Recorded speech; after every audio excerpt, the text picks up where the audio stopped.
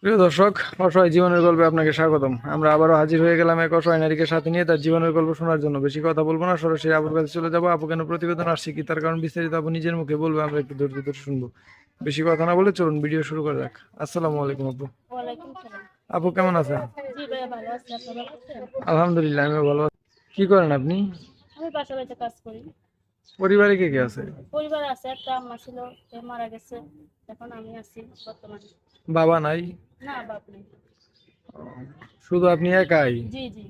আমার একটা আপ- খালা ছিল, খালার কাছে থাকতাম, খালাটার বিয়ে হয়ে গেছে, এখন আমি মানুষের সাথে কাজ করি।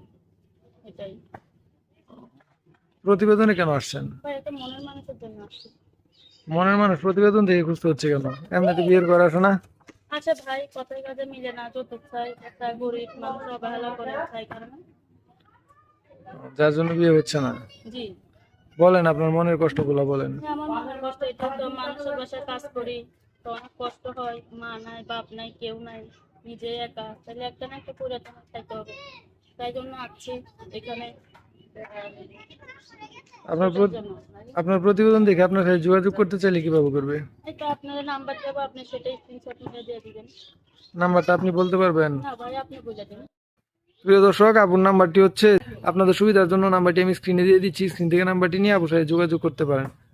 দর্শকদের উদ্দেশ্যে কিছু বলবেন? দর্শকদের উঠতে এটাই তো, যে আপনি আমাদের ভালোবাসবেন, বিশ্বাস করবেন, যে আমার পাশে দাঁড়াবেন, তারাই তো ফোন দিবেন। যারা না খারাপ আচরণ করবেন, খারাপ কিছু বলবেন, তারা ফোন দিবেন না। ভাই, আপনাদের কাছে ক্ষমা চাই। সেটাই, মা বোন সবাই থেকে আছে। আচ্ছা, ও ভালো থাকবেন।